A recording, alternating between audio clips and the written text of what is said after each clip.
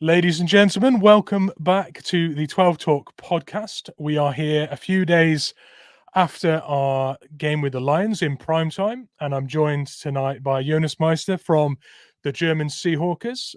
He's joining us as a willing stand-in for Josh, who is away with business. We've also got a really active member of our Discord community and regular commenter, Garry, joining us tonight, which we're really hyped for. But yeah, here we are. Jonas, how are you? First of all, thank you very much for having me, like guest hosting. In advance, I apologize for my pretty bad English, but I'll manage. But yeah, excited to be here. Excited to talk about the SEAHAWKS, how they fared against the Lions, and yeah, what takeaways we got from that game, and yeah, the season, the first, I think not quite the first quarter of the season, but the first month. More or less. Yeah. Well, I think we've got lots to talk about. I think it was a mixed bag. We'll obviously get into it more when Garry's on as well. But I mentioned you're from the German SEAHAWKS, who we regularly shout out on the show. We're always very keen to acknowledge you guys and the great work you do. So why don't you tell us a little bit about what you've got coming up? You know, are you guys attending any games this year? What's going on with you guys? Yeah, actually, we are first of all, we are the largest official booster club of an NFL franchise in Europe, so we're very proud of that. Actually, we have our 10-year anniversary coming up in 2 years. So when the Seahawks will be 50 years old, we'll be 10 years old. So Nice. we've been around for quite a bit, and yeah, with the German Seahawks, like the 12s from Germany, Austria, and Switzerland can come together. There's lots of off-season activities. We do cover the Seahawks regularly on our website with previews and recaps. We have a podcast as well, Ballhawks. If you want to listen in, it's in German, but yeah, we'll manage I think two episodes per week, one preview, one recap. We're doing lots of mailbags in the off season. We're doing analysis on the website, so to keep the 12s here in Germany actually informed about the Seahawks. And we do actually go to a Seahawks game this year. That's one of the perks you get when being in the German Seahawks, because we do a group tour each year where all members can vote on a game. Like, we present 3 games the Seahawks will provide us tickets for, and we'll vote on a game, and the game which gets the most votes we're going to.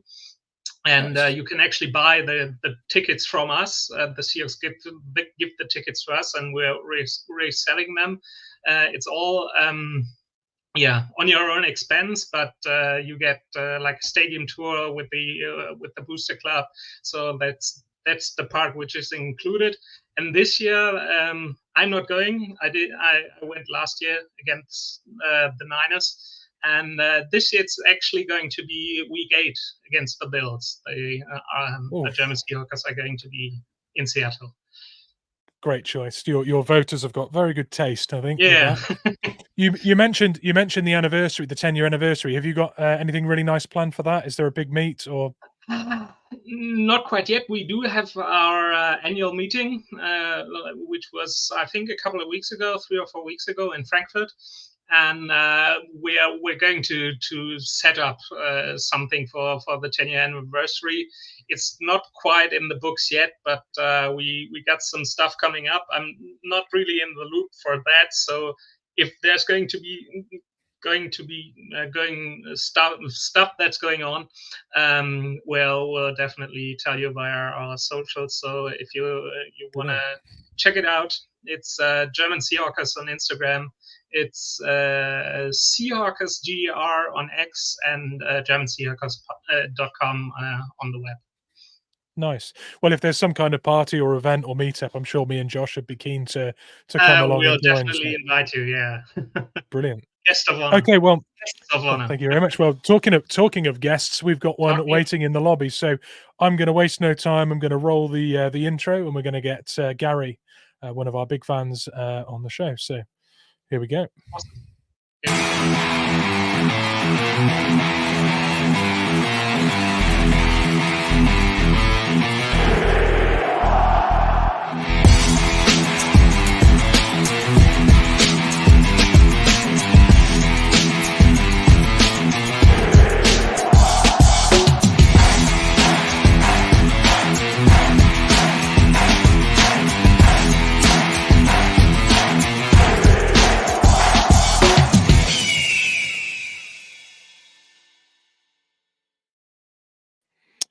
And here we are with Garry Swain from our Discord server and community. Welcome, Garry. Good evening, gentlemen. Nice to be on. Thanks for having me on.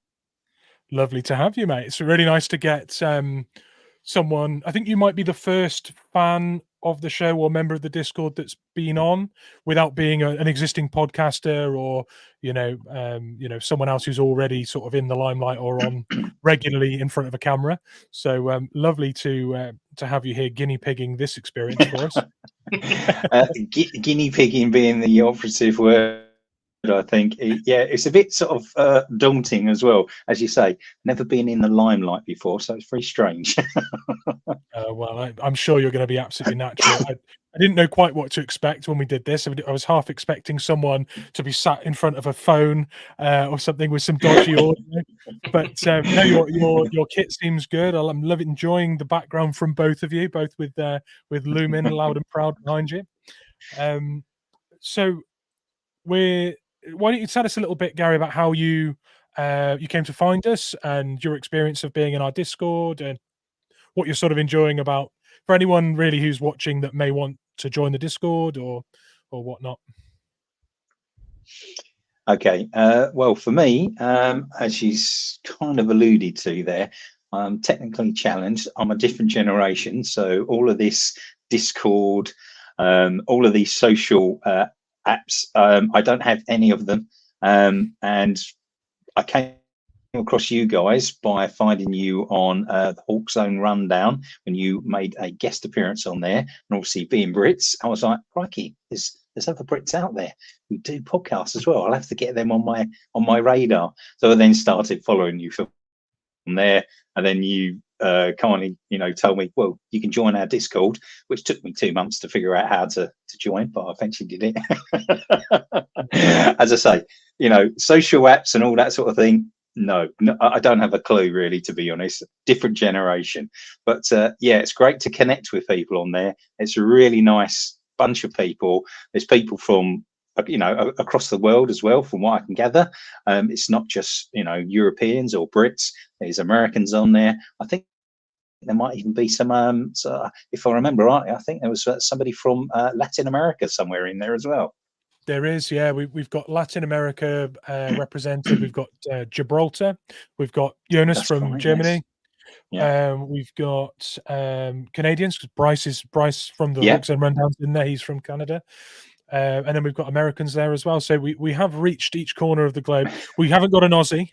We need to get Michael Dixon in the Discord just to tick that box. I think the time difference might just make that a little bit challenging. I think. Well, we're all sacrificing our time, I think, as American fans in some degree. Okay, well, we're here to talk about the Lions game, so I'm going to very quickly introduce how that game went. I've got the box score here. I haven't got it to put on screen today, but I'm going to quickly tell you how each quarter went, the overall score, and then we're going to start going through some points that we want to raise and discuss today. So, first quarter ended 7-0 to the Lions. The second quarter ended 14-7, still to the Lions. We went in at halftime 14-7 down. The third quarter ended the third quarter was 14-13 in terms of points there. And the final quarter of the game was 7-9 in favor of the Seahawks. So we only actually won one quarter of the game, which was the final quarter. The third quarter of the game was very close with that 14-13 in favor of the Lions. And that first half, as I've just recounted to you, we were behind by 7 in the scoring in both quarters. That to me suggests a game where we struggled for momentum in the first half. We couldn't stop the Lions scoring points, couldn't keep up with that. But those second half scores to me look like we found a way to go toe to toe in the second half. And sort of kept up. What do you think, Jonas? Do you think that's an accurate reflection? What would your take on that? Yeah, I think so. The game, I think, got out of hand pretty quickly. It's just like I call it in our group chat, which we have with our other Ballhawks podcasters, I called it a Detroit shootout, because I think in the last 3 years the Seahawks went to Detroit as well, and each time I think the score was combined not under 70 points. So it's just mental, and competing with the Lions, like when you don't have the offense, which sadly the Seahawks didn't have last night, or 2 nights ago. It's going to be hard, because in the previous games with the Lions, you basically have to score every time the Lions score, and I think they scored on 6 of their 9 possessions. So it's just a really hard thing. And if you get like the errors in the game, which we're going to discuss as well, it's just going to be so hard against the Lions. You can't stop them. They're checking on yards, you're checking on yards, and it's just it went out of hand pretty quickly. And if you have to play hero ball, like chasing a lead, you tend to make mistakes, and I think that's pretty much what happened last night or 2 nights. I tend to agree. Garry, what did you think? Yeah, similar thoughts really. Obviously, to begin with, putting yourself 2 scores down, and then you're then chasing the game. I think offensively, eventually they got into their rhythm, and I thought they did a great job. I thought they were fantastic offensively. I think it's probably the best game that we've seen from them to date, with Grubb as the offensive coordinator. But defensively, we missed players, we were missing players, and really, in all honesty, we just couldn't stop the Lions, who are a very good team.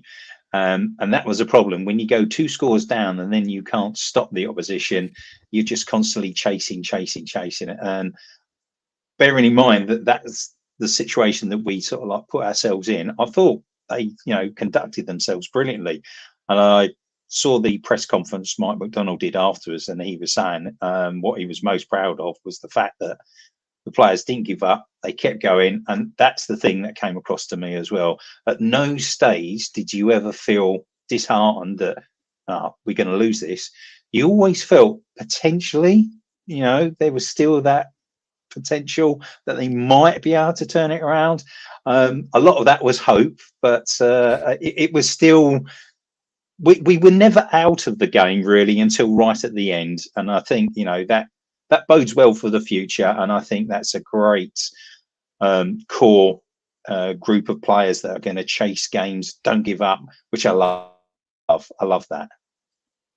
Yeah, well, I think you both make really good points. I think we were chasing the game, and I think when you look at the turnover battle, we deserve to lose the game. But when you think that the first turnover was, if we score on that first drive. Was that our first drive when DK had the ball punched out, or at least that was the big swing on? It was the first drive. Okay. Yeah. Well, you imagine we get 7 on that drive, and they don't get their 7. Take 7 off their score. They're at 40. Was it 42 without? No, they finished on 42. So 42. they'd be 45 without that. And if we had those 7 tacked onto ours, we'd have beaten them by a point, and that's without the 2-point conversion that should have been. So it does show that, and also we wouldn't have been sort of scrapping tooth and nail and taking risks to get back in the game. We might have played slightly smarter football overall. So it really did. I don't want to pin anything too much on DK, because that's in his nature to scrap for everything and use his physicality and try to gain that advantage. But it did kill us in the long run when you pull it all back to that, and it was a key moment, and it was so early. So I'm with Mike McDonald on that, because he did mention that. And as an ex-sportsman, I used to play football and rugby. I say football, soccer to our American friends. And the one thing that I want as in my team, I want people like DK who are going to fight, who are going to go for that extra yard. It's just unfortunate that it happened And I know Mike McDonald said about that. He said, "I'm never going to tell him to go down early. I always want him to fight." And I agree with that, because I don't want people to go down. I want people to keep fighting. That's the kind of mentality that I want in my team. It's unfortunate. It's one of those things. If he hadn't lost the ball, it was the first down. Yeah. No, I think we've had slightly more boneheaded plays from Metcalf than that one. I seem to remember the one against the Cowboys. The Cowboys at the 1 yard line is the one that sticks in my mind. Oh, for traumatic reasons, really. Yes.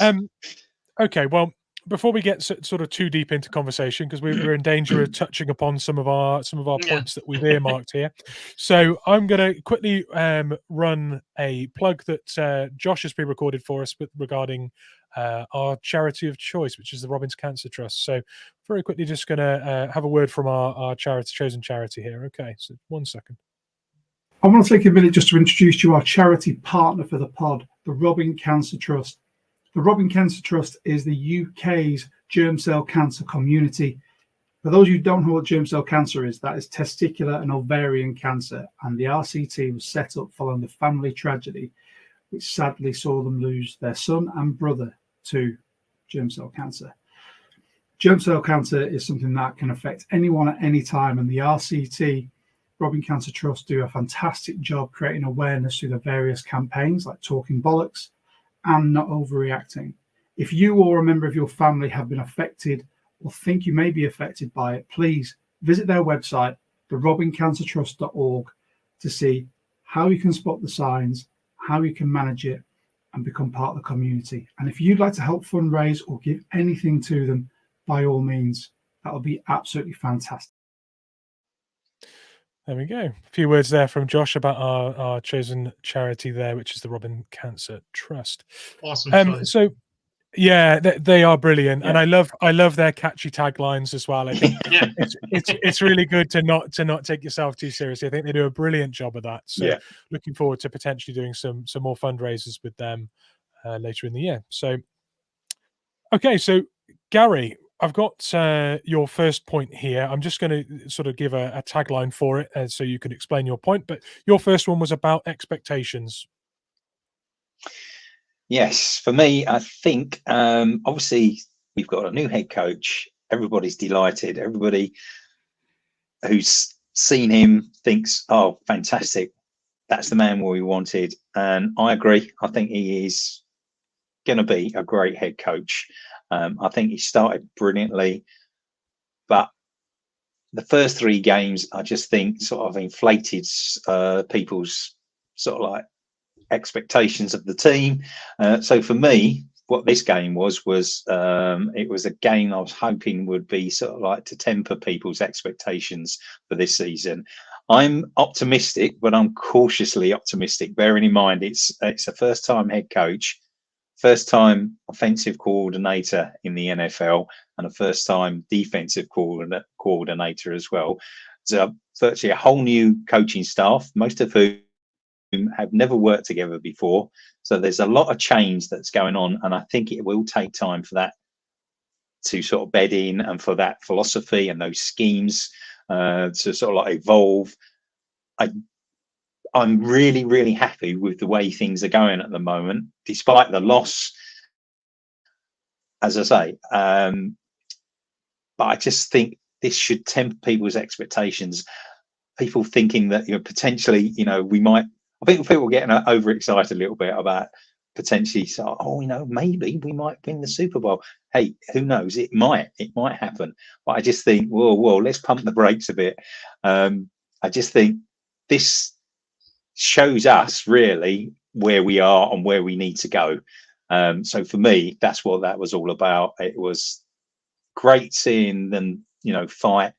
I'm really encouraged to see the direction that the team's taking, and I'm very happy with what's going on. But I just think, saying that we're potentially, going to make a deep run in the playoffs, etc. I just think maybe not this year. I just think it's a little bit early yet. That's all.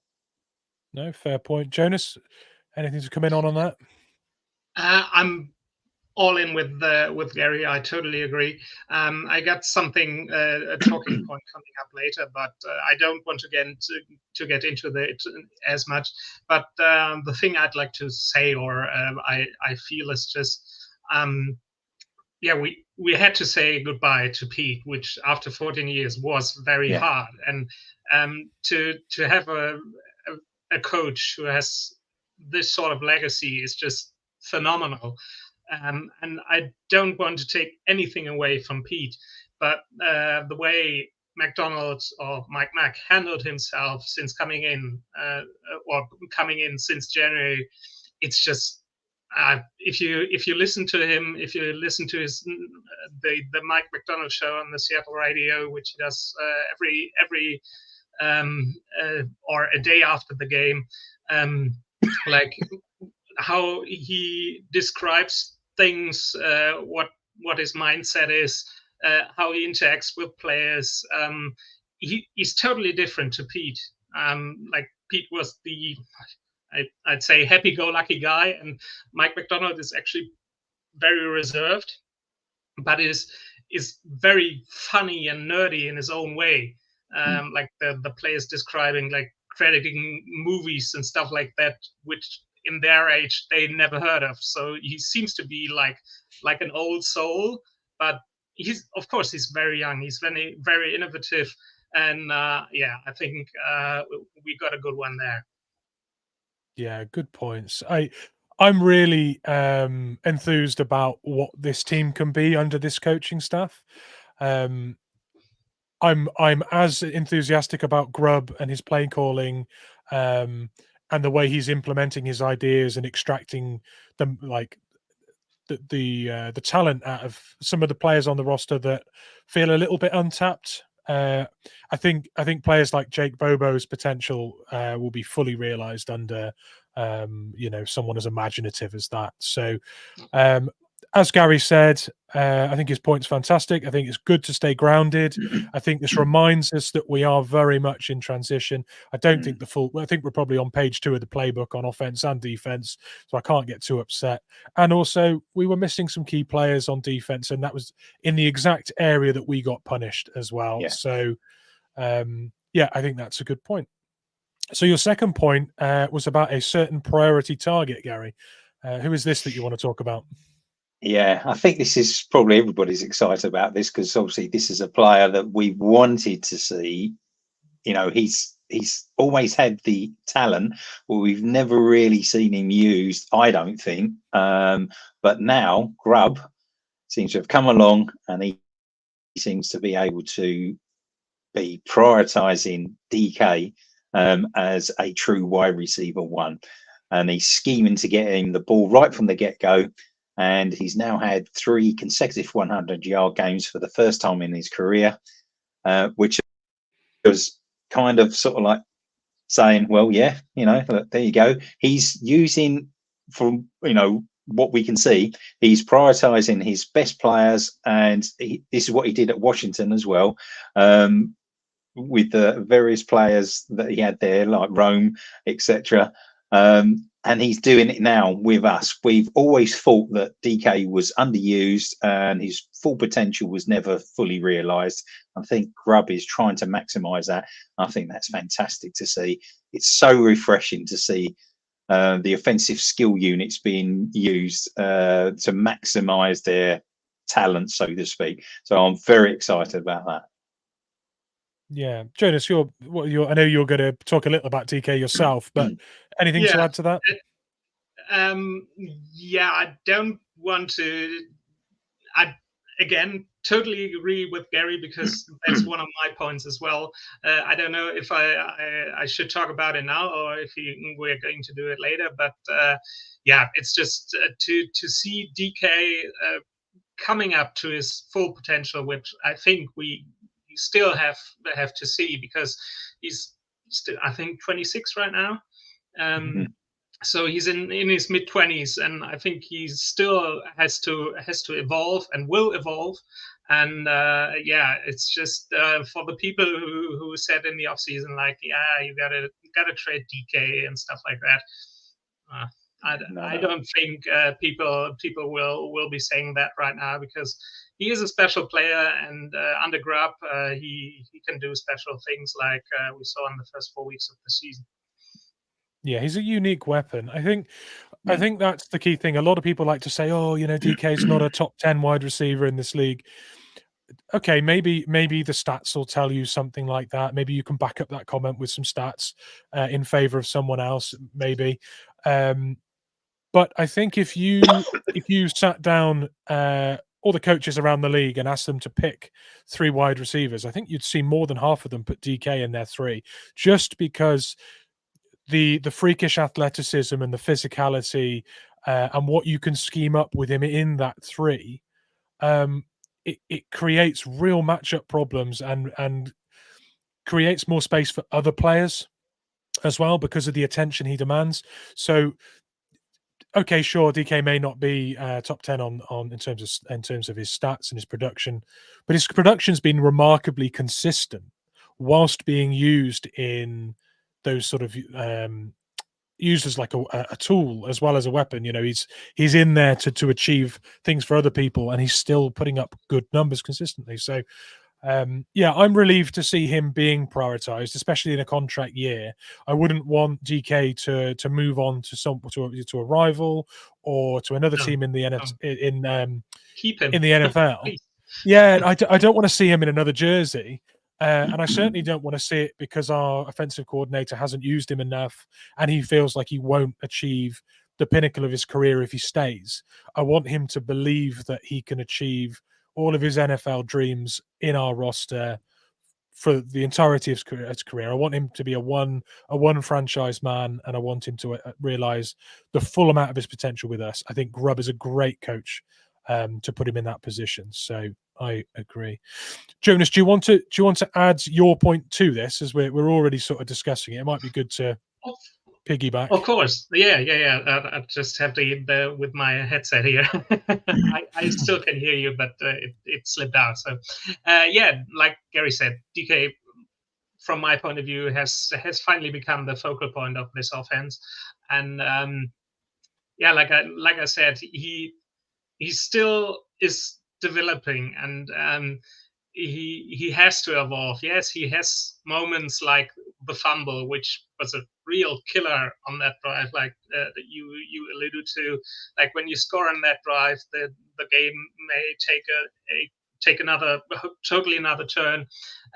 But what he was fighting for yards. So can you fault him for fighting for yards? He's such a physical specimen that it took the 5th defender to knock the ball loose.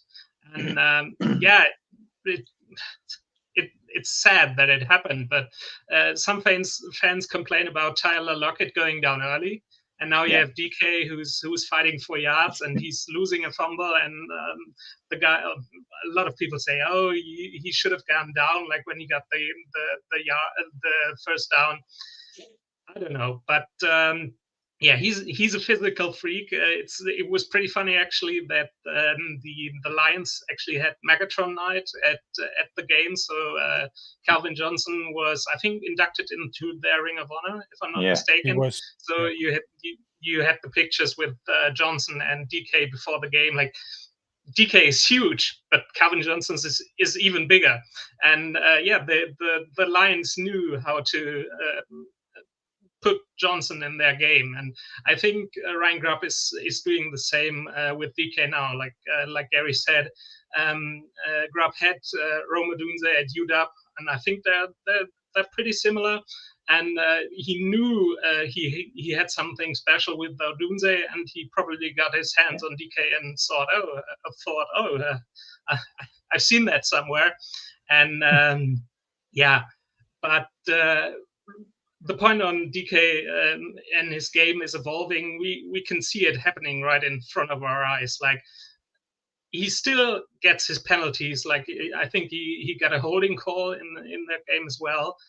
But you don't see these silly penalties anymore. He doesn't get the unsportsmanlike and stuff like that. We haven't seen that this season. So that's one point that he's evolving to. The other point is, he doesn't just runs go routes anymore. He got the toe tap out route against the Lions. I think it was his first catch. He can do that as well. He went on a double move against the Dolphins last week, where he got wide open, and that's the way he's evolving. And you can see that in the stats. Like, I looked it up before I came on. He's number 3 in receiving yards right now in the NFL, only behind Nico Collins and Malik Nabers, who have fewer targets than DK. So I think now he's on his way to about 130 targets, which is actually 4 less than his personal best. So he doesn't get the volume, but he's putting more yards out. So I think the way Grubb is using DK is just it's not the end, it's the beginning, and I think we're going to have a lot of fun with him. Yeah, love that point. Garry, anything to add to that, or has Jonas emphatically agreed with your take? I think that's an emphatic agreement, and I agree with Jonas as well. I think it's great to see that Grubb, and as you say, is this the beginning? Fascinating. Yeah, DK's younger than most people give him credit for, because he seems to have been around a long time. Yeah. I think signing him to a 3-year extension at least this year, I think Grubb will want to keep growing in the NFL with a target like that. I mean, who wouldn't want to coach that? So, yeah, brilliant point. So we've got O-line improvement, Garry. You like what you saw from the big boys? Yeah, I think we've all had trepidation about our offensive line since the beginning of the season. Obviously, once we signed Connor Williams, that was massive. At least that sort of solidified, hopefully, the centre. And I think with regards to this game, for me, that was the first game that they actually looked like an O-line together.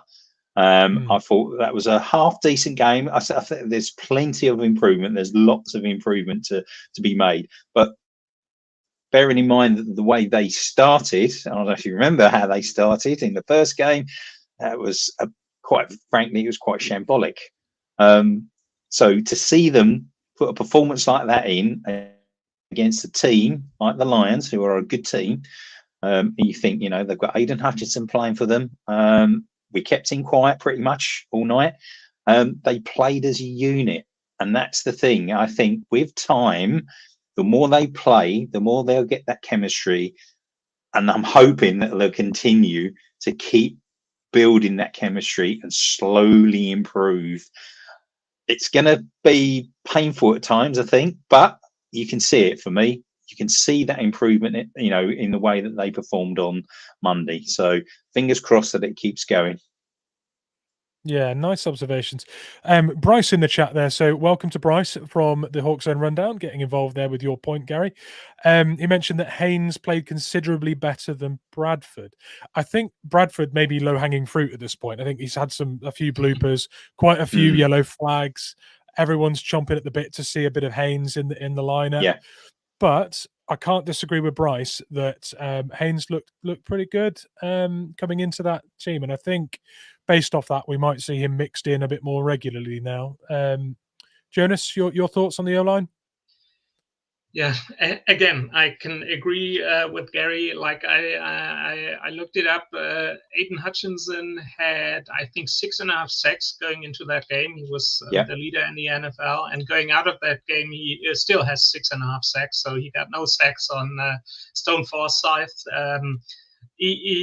Forsyth allowed a couple of pressures, but yeah, that's how the line works. Like when you look at the stats from last year, I think Gino was under pressure 47% of the time, and against the Lions it was like in the mid-20s, like 25-28%. He was under pressure.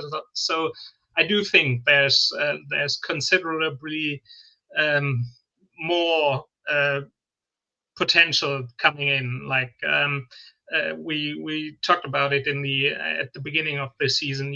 I think as all the coaches are new, like Garry said.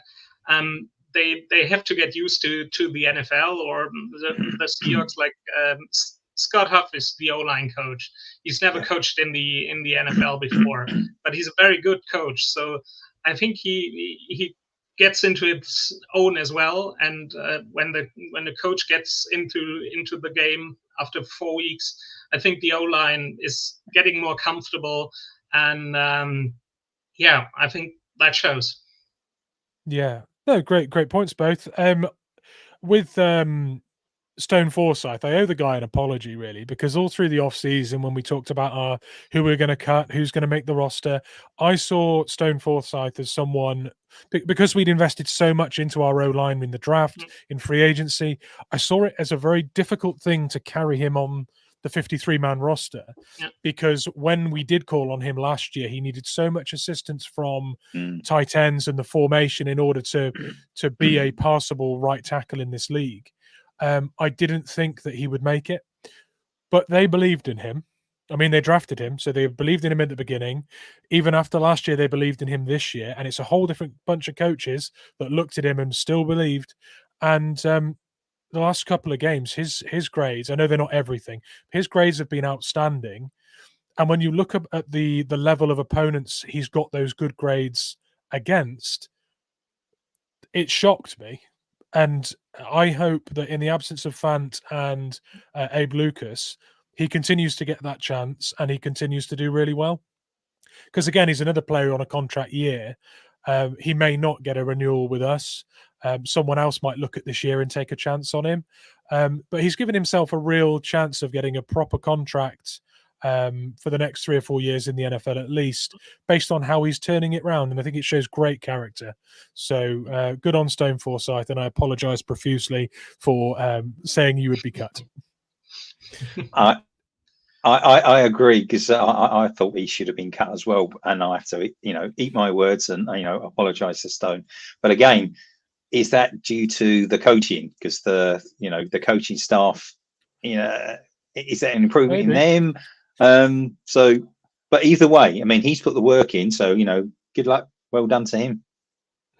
Well, I can't imagine there's much more effective ways of slowing down the game at NFL level than facing players like I'm blanking on the name now, but the Browns edge rusher who's absolutely unbelievable. Myles Garrett, thank you. If you go against Myles Garrett, and he'll teach you how to play in the NFL very quickly. So coming in this year, I imagine the game's a little bit slower for him, and he's looking a different player. So good on him.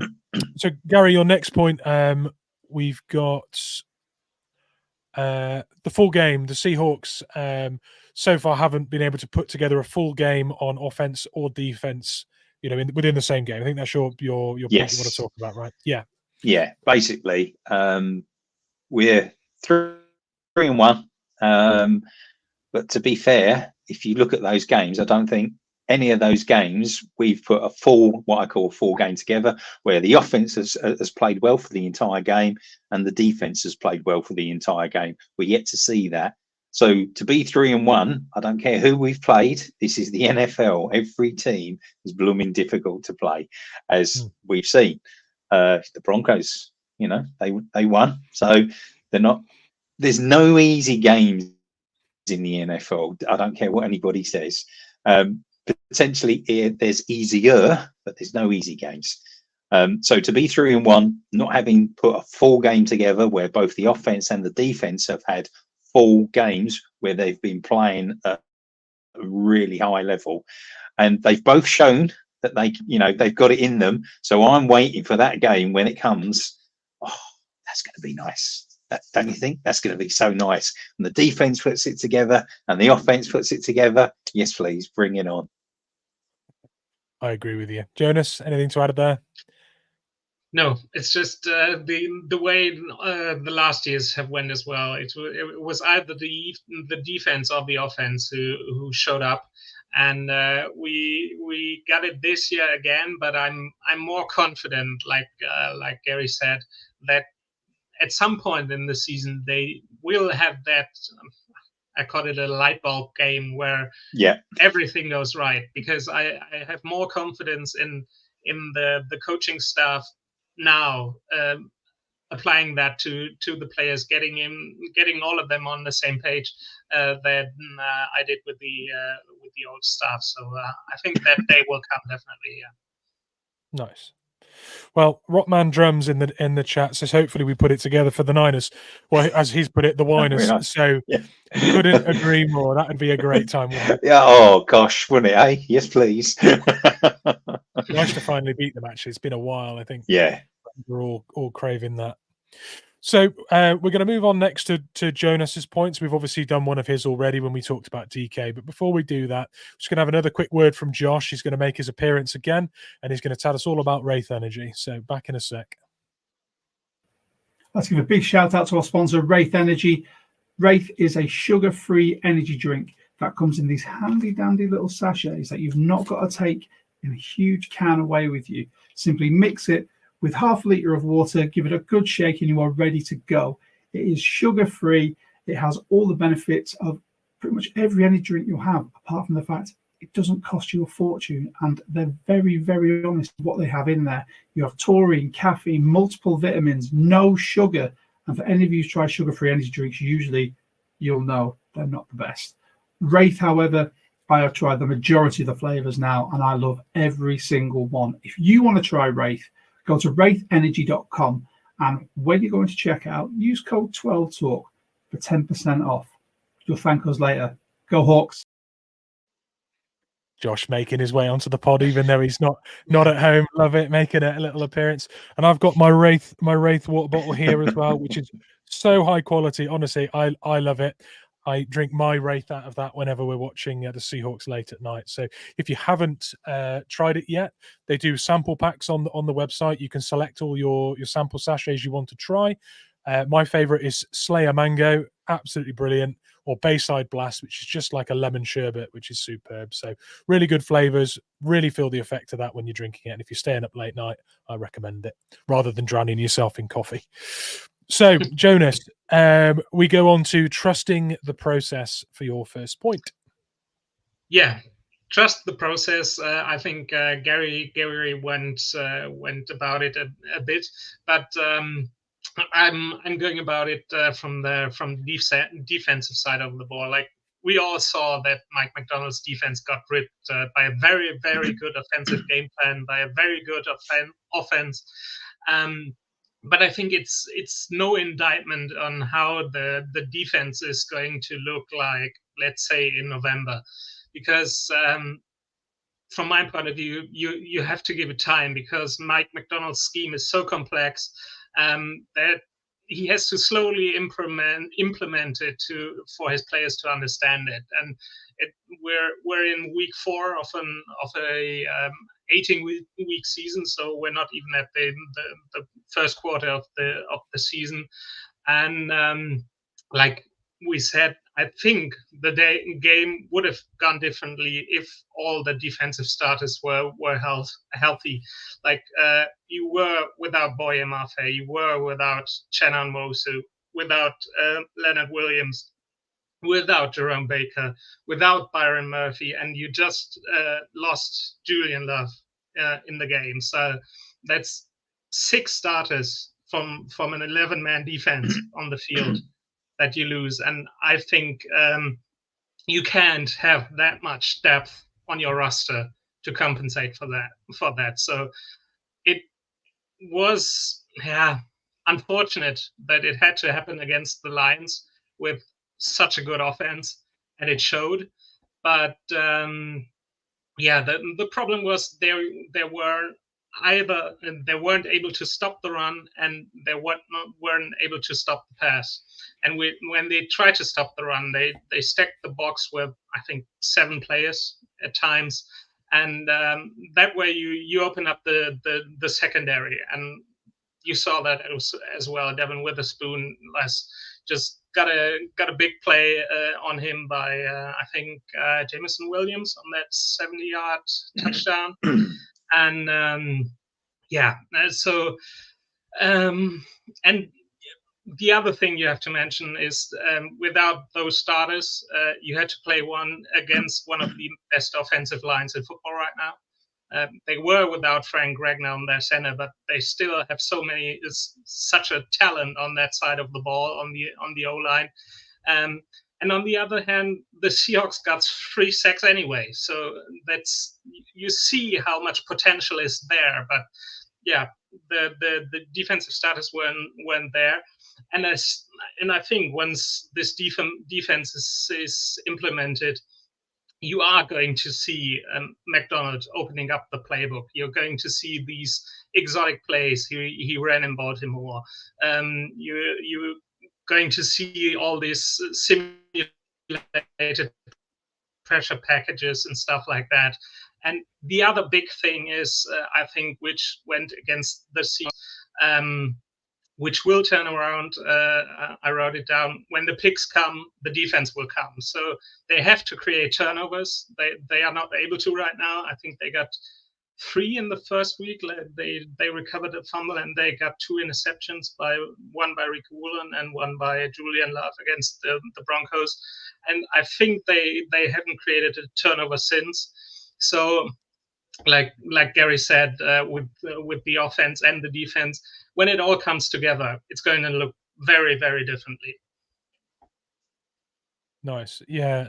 I mean, I do think that a lot of our defensive issues came from, like you say, the lack of depth that we had on the day and the lack of starting quality.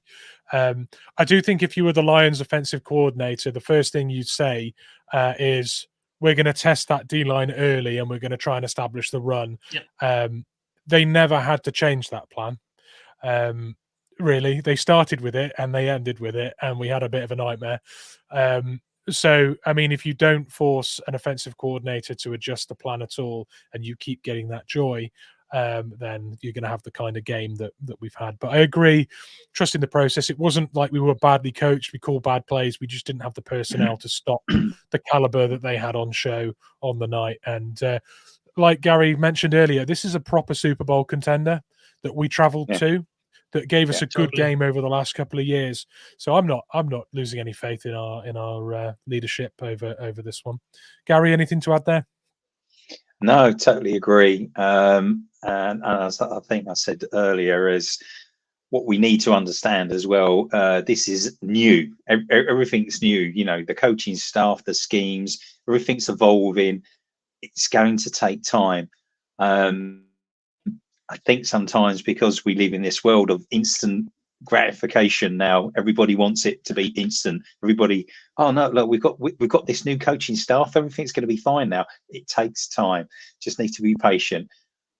With the patience, we're going to get there. I just see this coaching staff taking us in the right direction, and I'm really excited to see where we're going to end up. I think in like a 2 years time, oof, yes please, we're going to be happy Seahawkers.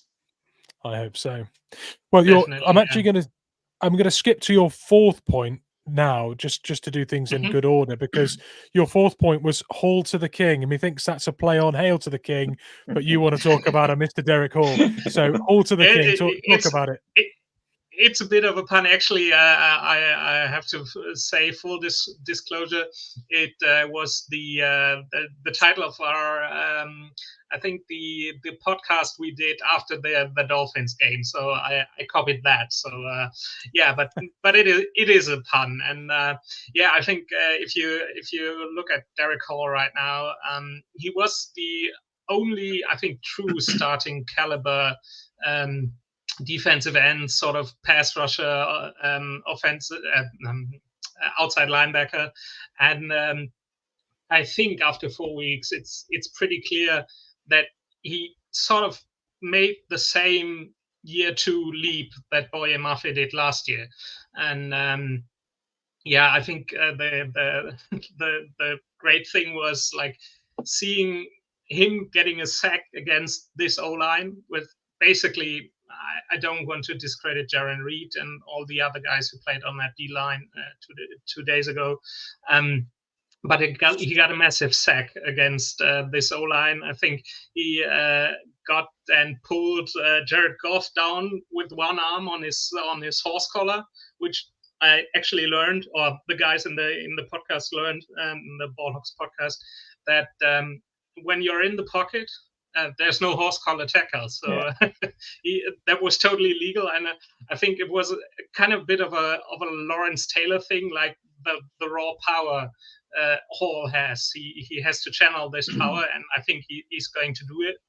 And when you look at the stats, I think stats don't matter, but it's pretty obvious. He hasn't had a sack as a rookie, and after 4 weeks he has 4 sacks right now and 8 QB hits. So I think with a healthy Mafe, with Nvosu, who's only 27, and with Byron Murphy, when they're all healthy together, I think, or that's my take, the Seahawks maybe have one of the best young pass rush units in the NFC, if not the NFL.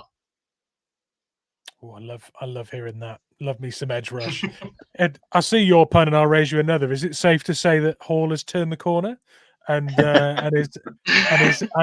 is now really looking like the second round pick? I certainly think he is. I think so. Yeah. I think there's some really interesting parallels with how we used Mafe in his first year and how we used Hall in the first year. They were used really situationally. You looked at the snap counts; they were lucky to get 12 to 15 snaps a game. They weren't sort of relied upon to be a starting presence. You know, they were a depth chart filler, situational sort of player. Both of them the same sort of snap counts, year 1 and 2, and then they almost gave them 2 pre-seasons to sort of learn what there was required of them before they were relied upon too much. I feel like that has been a really good recipe for both players. I think the trajectory for both of them, the ceiling is similar. What they've done in their first 2 years is similar, and I think we should be really excited about those being the edges opposite each other for a long time, much like we've got on the offensive line. Once Abraham Lucas is back, we've got bookends on both sides of the ball, looking really reliable and such a high ceiling. So excited. Yeah. Garry? Totally agree. I think we all, I think majority of us thought that Hall was a good player and couldn't really quite figure out what was going on in the first season. He seemed, I don't know whether he was lost or was it coaching again. So what I like, I was just about to say that, Bryce. What I like about it is that he sets an edge. And as Mike Mack said, he likes to set a hard edge. And he showed it in that preseason game when he obliterated that tight end who was running across. I mean, that's as hard an edge as you can set. And I loved it. I love his physicality. Love to see him growing, because any sport, I don't care what it is, any sport, a lot of it is to do with confidence. Once you get that confidence going, and, you know, obviously the coaches are saying that they believe in him, they've shown belief in him, and his improvement has been fantastic. I agree, Bryce. There you go. Lovely. Well, I think that's a really good point about Hall. And as someone who liked him so much in the pre-draft process, someone who really bought into his story and his journey, I would have been happy if he just made it as a sort of rotational piece and stayed on our roster for a long time, because I enjoyed his story.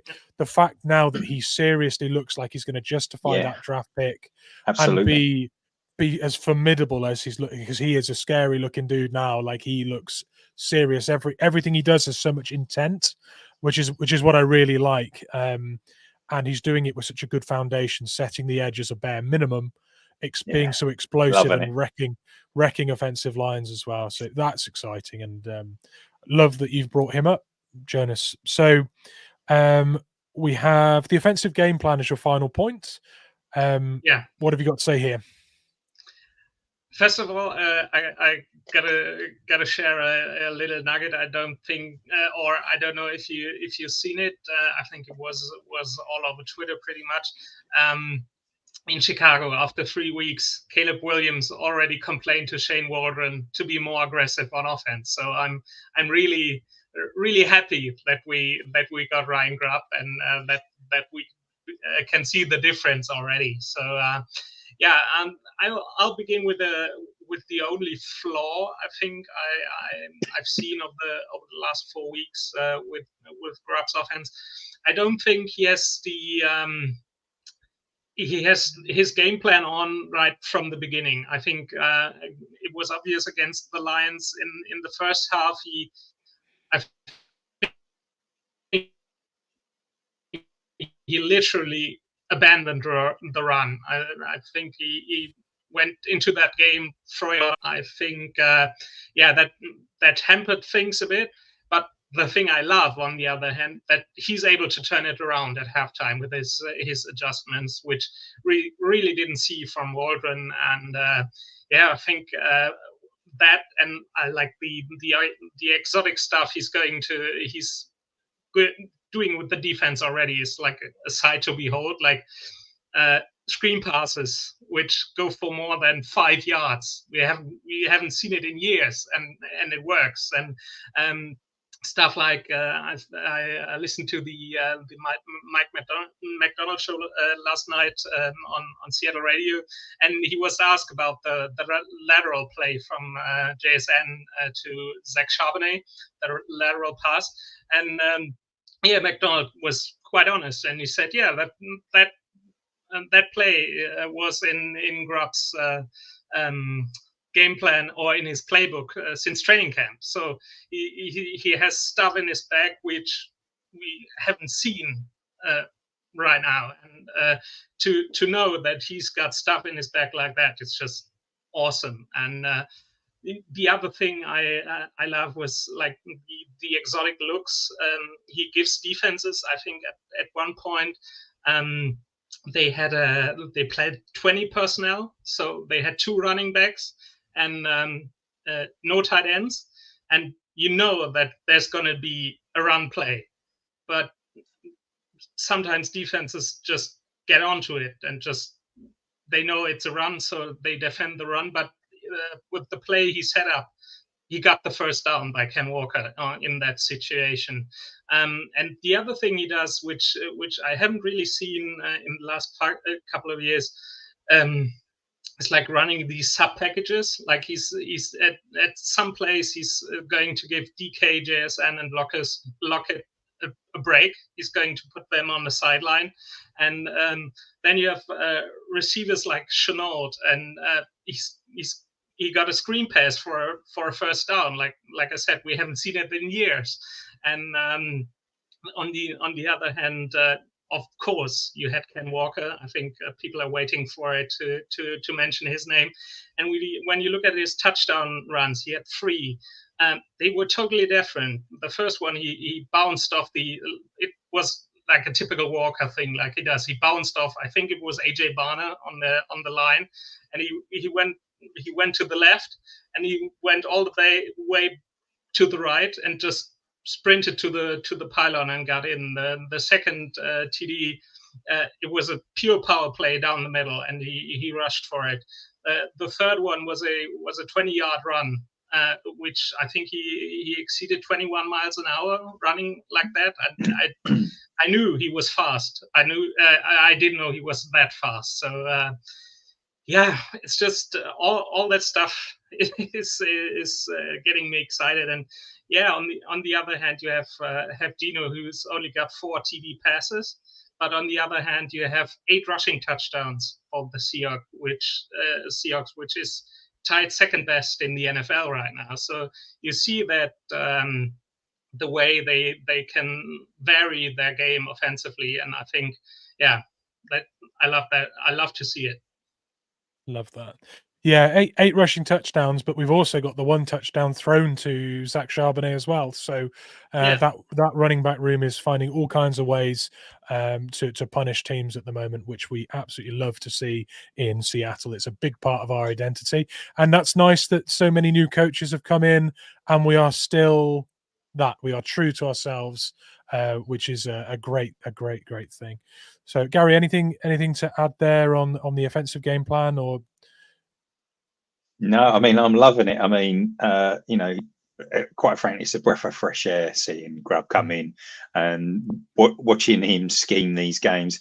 Totally agree with Jonas. At the start, other games, it doesn't seem to be quite working. And then again, if we go back to that, when they put a full game together, it's going to be pretty amazing. But what you did say as well is the difference between him and Waldron is Waldron didn't seem to be able to make any adjustments whatsoever. Grubb does, and it's so refreshing. It's like, oh, okay, we've made a change. Okay, you see that wasn't working. We've moved away from that. We're going to do something else. And oh, look, that works. Fantastic, brilliant. Yeah, I think I mentioned when we did the box scores, when you read it out, it does become apparent that we really did go toe to toe with them in that second half.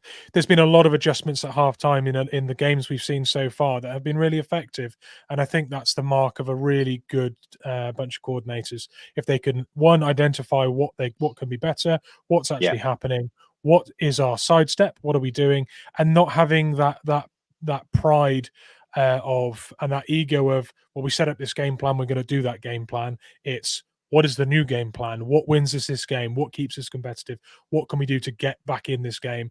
They're doing that brilliantly. It seems to me that they've got, a plan A, a plan B, a plan C, a plan D, whereas before we just seemed to have plan A, and that was it. If plan A didn't work, we seemed to be lost. So plan A, but a bit harder. Okay, well, I'm gonna rattle through mine. I think we touched on, it's the fate of going last here with our format, that potentially these have been touched on, but there are a few bits that I can talk about. So, momentum. I mentioned it before. We just didn't have that in the first half because of the turnovers. I think on a different day, I mentioned it earlier, on a different day, if we don't have that turnover in the first half and we're not chasing the game as much, we probably saw another close shootout with the Lions, which we weirdly come to expect, even though if you were betting on it, you'd get great odds. So I think that the momentum wasn't with us, but we really did grow into the game. So we regathered that. We found a way to compete in that game, which is very Seattle. Pete Carroll would have loved that about our performance, I think. On that note, we made history in a couple of ways. Or we made history in one way, and we set a bar for the league now after that game. And so the record we beat was we had the most first downs in a game that was lost in the NFL, which was 38 first downs. I remember last year when Waldron's offense was spluttering, we were lucky to get 14 or 15 first downs in a game sometimes, and our record on third downs was awful. And our record on thirds was awful. So we really were a really functional offense in this loss. And to that point, 516 yards of total offense in this game was the highest by any team in any game this year so far. So we've set an offensive pace, and we can thank the Lions for that, because they kind of forced us to find that level to compete with them. That's a real testament to how well they played, I think. So so momentum was my first point, and losing a game with 38 first downs being a league record was my second point. Anything to talk about with those two things? Yeah, actually, like you said, with the record with the 38 first downs, it was the first time in 90 years that. So it was a 90-year record. Yeah, that's the other little thing I got through there, and I think you said it, like it's a league record, 38 first downs, and you don't win the game. I think it won't happen twice. It's like a game in 90% of the cases, you win that game when you have 38 first downs.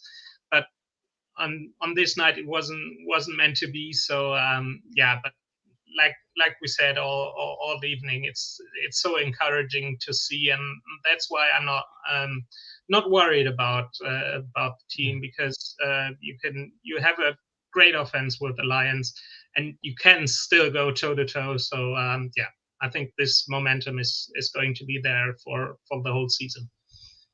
Yeah. Garry? Yeah, totally agree. It's just so refreshing to see that we can chase a game. Whereas before, if we'd have been 2 scores down previously, I don't want to knock the old coaches. I think we've already said, Pete is a legend. He brought us our first Lombardi trophy. He's always going to be a legend. He's going to be in the Ring of Honor.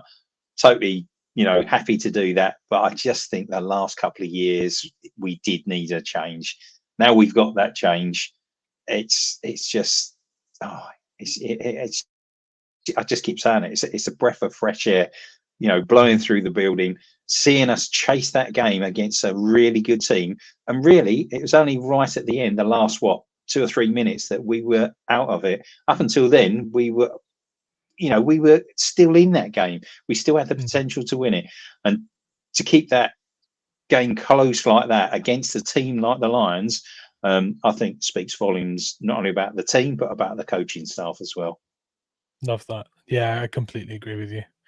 I've got 2 points left, but we've done Ken Walker. I've got Ken Walker was box office, and it was lovely. It was lovely to have him back from injury and not look like there's any hangover from it whatsoever. Yeah, he was just straight to fifth gear, hit the ground running. No pun intended there, but he really did. He was from right at the beginning of the game. We needed him to be on form, and he absolutely was. Yeah, and I think there's stats there to be seen, like the 3 touchdowns, the yardage, and everything else. But I think one of the key stats that shows how well Ken Walker was playing was how difficult it was to get Charbonnet on the field to get any meaningful snaps and any actual ball, because that, let's not forget, was a guy who looked like he was absolutely breaking out the previous weeks in Ken Walker's absence, and Ken Walker was just playing at such a high level and was so integral to us chasing that game successfully, or nearly successfully, that he really couldn't get the ball to Charbonnet, really. But the good thing is, though, when Charbonnet did come on, he did do well as well. So it was nice, because I think he's got that confidence now.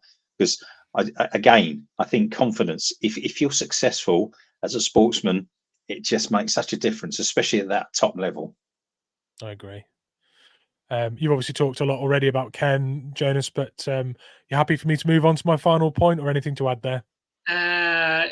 Just two things about Ken Walker on the running game. He somersaulted over a defender. Yes, he did. I've never seen that. Was on forwards. Yeah. Backflip, front flip, whatever. I think one of the most impressive feats of athleticism I've seen in a football game, to have him get the first down. And on the other hand, you mentioned Zach Charbonnet, who wasn't able to get on the field, but I think it's not an indictment against Zach Charbonnet, but it's kind of a luxury problem.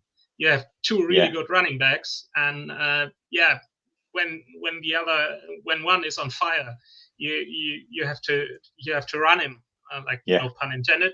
And to have Zach Charbonnet come in, and I think what differentiates Zach Charbonnet, other than his running style, is his ability to catch the ball.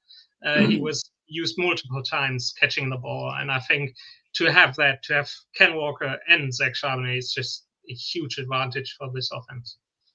Yeah, I agree.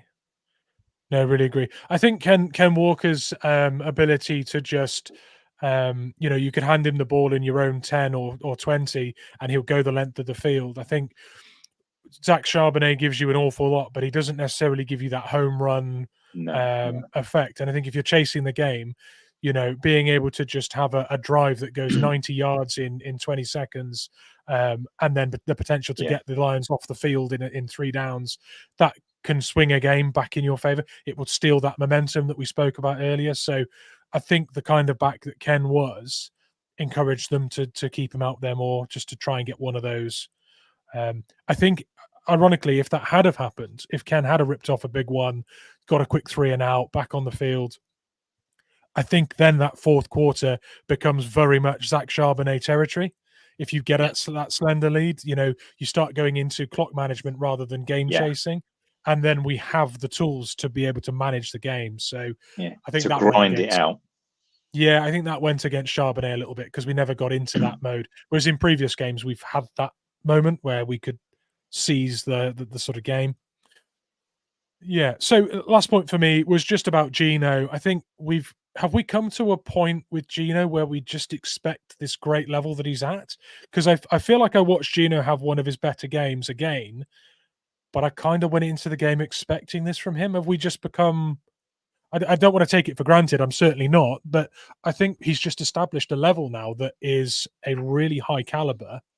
I feel like I'm going to be shocked now if he has a bad game, which before wouldn't have been a shock. Would you guys agree with that? The one caveat I have with that is sorry, Jonas. The one caveat I have with that is that he's been good in sort of like bunches before. He's been good at the start of the season, the first season, and then he tailed off. And then last season he wasn't great to begin with, and then he improved. So are we going to get a full season from him this year? I'm confident that we will. I think scheming and coaching, I think they'll, and also his experience as well. I think this year, I think it's the season when he puts it together. We shall see, but I'm confident that he will. Really good point. Me too. I think we talked about it. It's about momentum, and Gino's. You can see that he's feeling very, very confident in this offense, despite having the problems with the O-line. I think he sees what kind of tools Ryan Grubb is able to provide him, and he's very, very comfortable with them.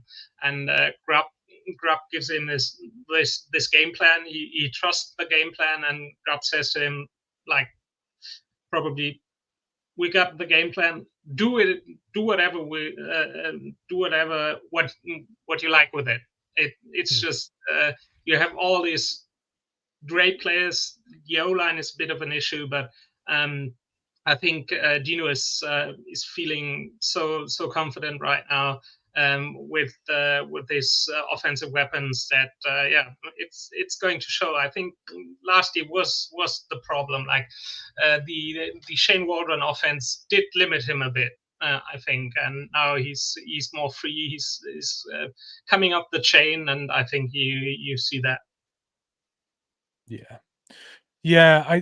We've said it for a while now that Gino with a good offensive line to give him a split second longer will be a beautiful thing to see. And I think actually when you watch the patience of Gino when he's got pressure bearing down on him and he was waiting for something to develop and then he fits that ball into such a fine window, that shows real confidence in his own ability, and also shows a fair amount of confidence in the O-line to give him enough time. He's not panicking. He's not sort of immediately removing himself from the pocket thinking that it's going to collapse. He's giving it the time to progress, and that shows a guy playing to the top of his game and with real confidence. So I think it was worth just pointing out that Gino had another really good game. And as you say, Garry, hopefully that continues. We're a quarter of the way through the year. Let's see how long that goes.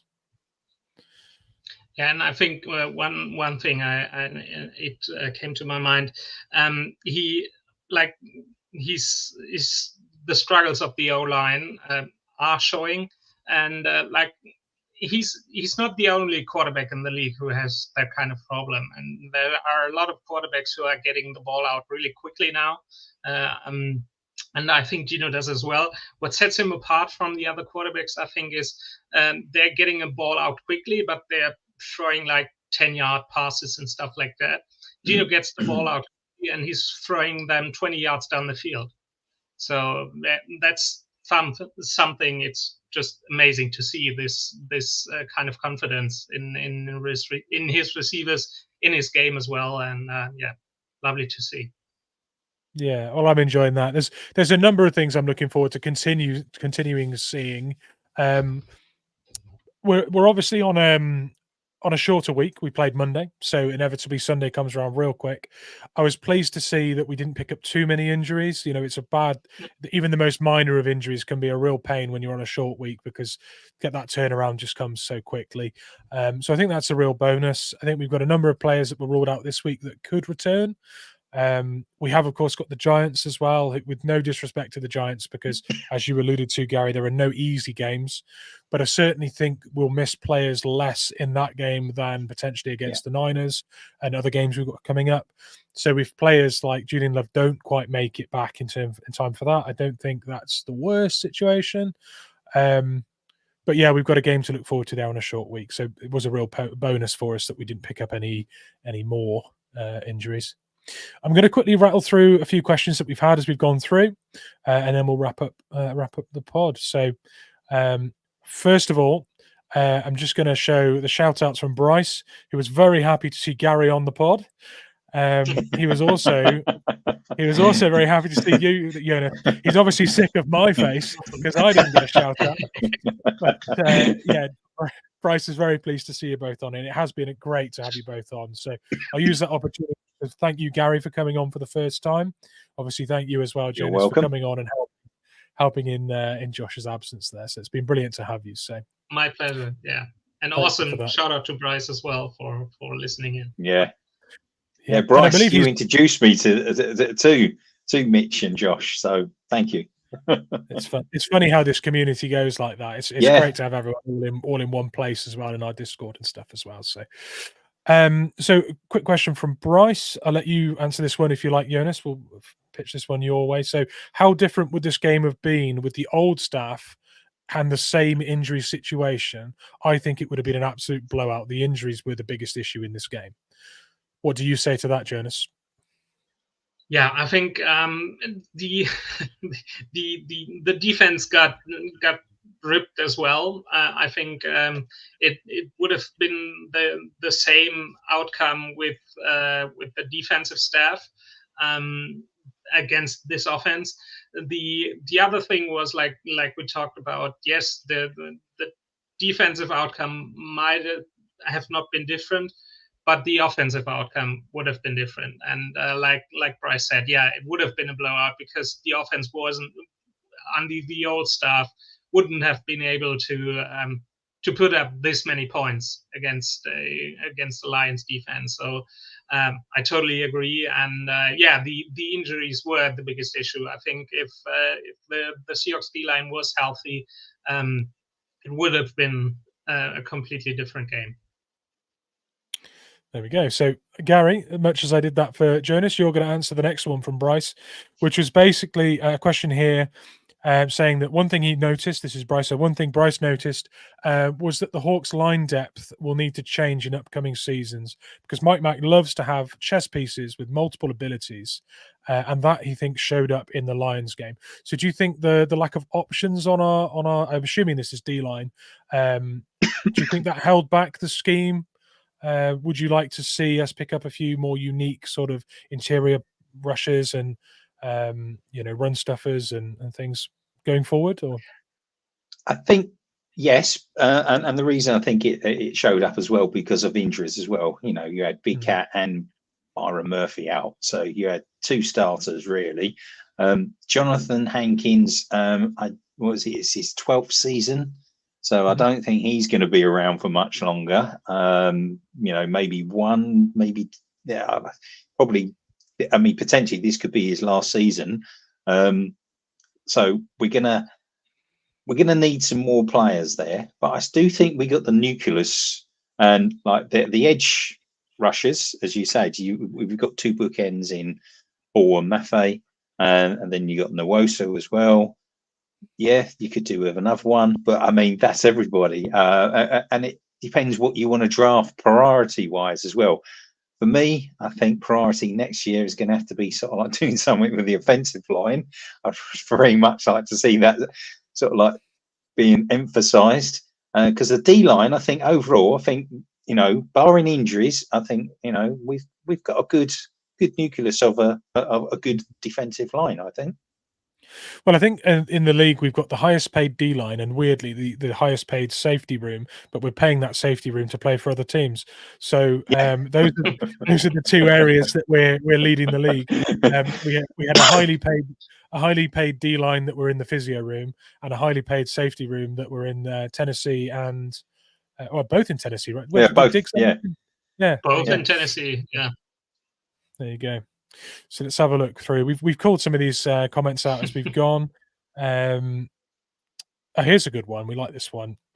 So, what were our thoughts on special teams? Dixon seems a little off. I'll go first on this one. I think Dixon has set a very high bar, not only for this team and what future punters are going to need to do, but also in the league. I think he's set a really high caliber over the years. So I think if he's down, he's only down by his own standards. I think an off-color Dixon is still a top 5 punter in this league. What do you guys think? No, I agree. As you say, he's set such a high bar. So when he doesn't, when he doesn't nail it, so to speak, because really, I mean, most of the time he's still so consistent, and that is the thing, consistency. I think we had one touchback. I only remember one touchback. The rest of the time, he hasn't necessarily pinned them back, but he's got great distance, and then it's up to the cover team to make the tackle. So yeah, totally agree with what you're saying. For me, I'm more than happy with Michael Dixon as our punter. Quite happy to, while he's continuing to be that consistent, as you say, everybody has an off day. You're not going to be 100% perfect unless your name's Goff. Sorry, guys. Sadly, yeah. What do you think there, Jonas? Any concerns with Dick? I don't personally, but I think he's victim of his own levels that he set. Yeah. No, I don't think either. It's like Garry said, when you count in, when you have to play a complete game, you have to have the offense, you have to have the defense, and you have to have the special teams. So yeah, I think there's, like we said with the other coordinators, like Jay Harbaugh is new to the league, and I think he has to get into the league as well, into the weekly grind of the NFL, and with guys like Jason Myers who missed the field goal again in this game, but to his credit, it was a 62-yarder. I think it would have been his personal best. So yeah, and no shame on that. And yeah, Michael Dixon. I think I'm not a punter, or I haven't played football on such a high level that like real football, not American football. I think the mechanics are so minutely tuned. So yeah, everybody has a day off. So yeah, I'm not too worried about Michael Dixon. No, me neither. I think we're fine on that front. But thank you everyone for the questions. We've got slightly less than usual due to Garry being on the show rather than in the comments. Same with you, Jonas. Regular commenters and collaborators with our pods. So I'm very quickly run through our socials and where you can find us. I'm not used to doing the podcast editing stuff, so I'm going to try and do some magic here. Just bear with me. Here we are in the triple box, and I'm going to pop this on the screen. So like and subscribe if you've enjoyed the content, guys. It really helps us so much if you subscribe and hit that notification bell. You can find us on Facebook as well as YouTube. We're on X. We're on Threads. You can find us in all of those places. And as the Discord connoisseur here, absolutely come and join us. You'll find Garry and Jonas in our Discord, as well as myself, our regular co-host Josh, Bryce from the Hawk Zone Rundown. We've got the Let's Talk Seahawks boys there as well, Adam and Robbie. There's a whole bunch of great people. We've got tabloid journalists and all sorts in there as well. So it's a really high caliber of conversation. You don't need to be an expert. We do ask that you behave yourself. But yeah, game days, it's always great to talk with these guys. So come and join us on the Discord. I believe I've got a graphic for that as well. There we go. Look at that. Look at that. Josh is good. Josh is good at this stuff. I'm not so much. But yeah, finally, just want to thank you both for coming on. It's been a superb chat about a loss, unfortunately, but as we've alluded to, plenty of positives mixed in with that. I think we're on a great trajectory. So thanks for talking with us. Yeah, more than welcome. My pleasure. Absolutely. Yeah, mine too.